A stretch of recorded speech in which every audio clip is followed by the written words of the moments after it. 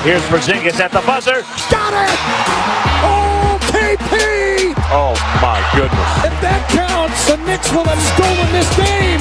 Looking at it on the replay monitor. Oh, they wave it off. Wow. And the Knicks will not win this ball game.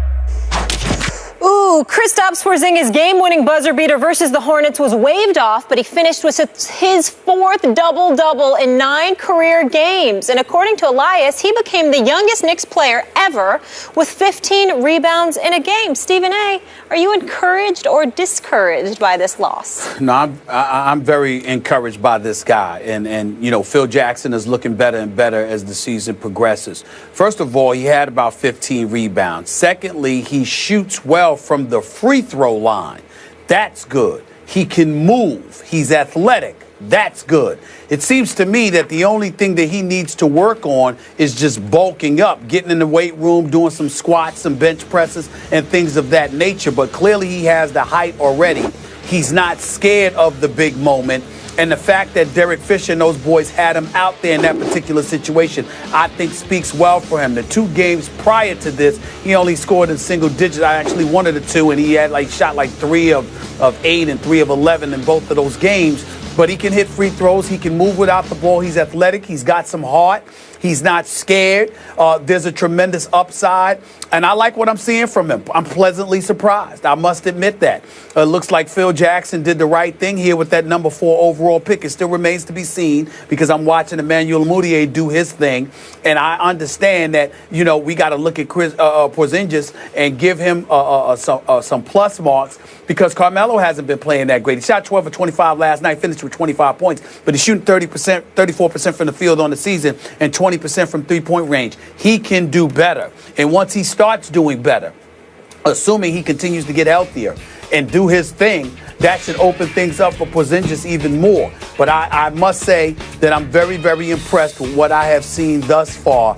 He's making a believer out of me in terms of his potential, Skip, because you just heard so much about how he's going to be, you know, a 3 to 4 year project, because I never saw him play before coming in to the NBA. But you see what he's doing right now, and he's validating the faith that the Knicks have shown in him, averaging, you know, 11 and 9 on the season as a rookie.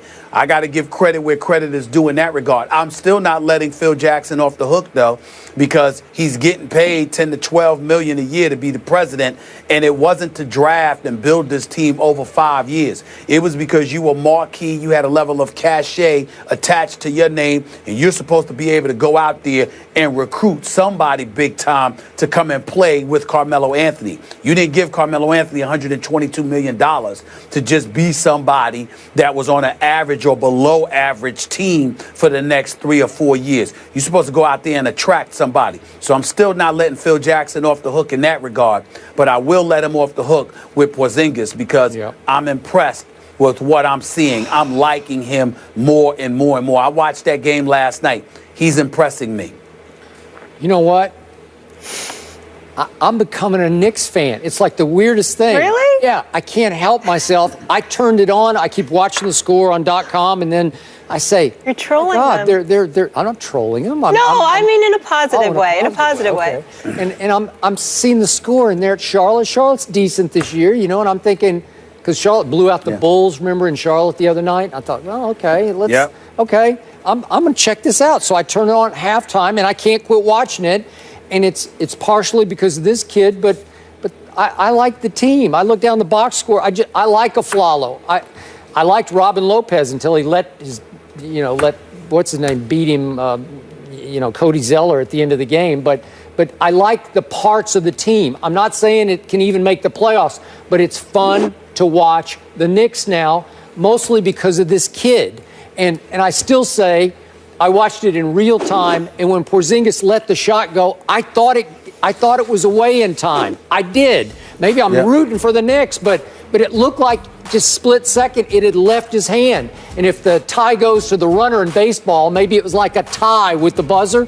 I thought they should give it to him, but then I watch it in slow motion. Maybe it was still barely touching his fingertips when red light goes off. It was. Yeah, it's very close, though. In real time, I thought it was good. His teammates thought it was good, and I like the emotion. It's been so long since I saw the Knicks have like end-of-game emotion where they're hugging each other, and it was fun to watch. It was like, wow, the Knicks are happy. Well, how could that be? They're back. Yeah, maybe. I gotta give some love to a few people. We all know how I go off about my New York Knicks. Yeah. They're making you listen. They're not They're not an embarrassment. Yeah. They're competitive in practically every game. They're fighting. Derek Fisher's doing a good job. Kurt Rambis with Jim Clemens and those boys are doing a good job. These guys go out every single game. They're playing hard. They're going after it. They're not wilting beneath the pressure. It takes greatness to beat them in a lot of situations. I'm seeing a team that's fighting. I'm seeing a team that's feisty, and I'm actually looking forward to ending my boycott and going back to watch them again this year. Wow. I'm looking forward to it. I like. Well, listen, man. Listen, I've been suffering for years with the New York Knicks, with the exception of their 54-win season that Mike Woodson delivered. But I got to take a moment to give you. We know what Derek Fisher went through, at the start this season. Yep. Could have been a distraction. He's doing a good job. He is. Coaching staff is doing a good job. They're fighting. They're playing hard. And Porzingis can play. I mean, he's got an upside. There's reasons to go to the Garden now to watch this team play. Yep. And that's all I can ask for. I hope it continues. I hope I don't look like a damn fool where I'm hoodwinked into supporting them again and then they let me down with lackluster effort. I mean, I'm weary of that, Skip. You know how emotional I get with my Knicks. But I'm starting to feel good about them because they're fighting. They're fighting out there. They're feisty, and I like it. Now, to the point you made about Carmelo, I'm a big fan. You're a big fan. You know him very well. I know him a little. I want to see him join the party a little bit more. Now, I will point out that in the third quarter last night, he just went crazy. He made 6 out of 8 shots. It was vintage Melo. Fourth quarter, pretty good, made 2 out of 4 shots. But in the end, when they gave him the ball, ISO, I think it was Marvin Williams, I can't remember who it was guarding him, and he lost the handle a little bit, couldn't get a hold of it, shot it from the side, from the baseline, and hit the side of the backboard. It's not what I want to see from Melo. I'm nitpicking here, but I'm just saying he at some point, he's got to turn back into the superstar who could carry a team that's pretty good to the last playoff slot because he's good enough. I think there's enough around him now with the kid and all the other little pieces. I think Carmelo can be good enough to carry this team into playoff contention. That's what I want to see. I think you're right. I think that when you see the parts around him, if they continue to grow and play as feisty as they have been playing, this is a team that should win enough games to contend for a playoff spot if Carmelo does his job. So as long as Porzingis and the others continue to grow and play hard and be feisty, then we're going to look at Carmelo and say to him, what you got for us? You're right about that. Okay. And here's my last question to you. I watch the Knicks telecast every night when I turn it on, and then I often watch the Knicks post-game with Serbiak and company, and I just want to get this straight because this kid has brought us to the point where he is now good enough. I want to make sure we're saying his name correctly.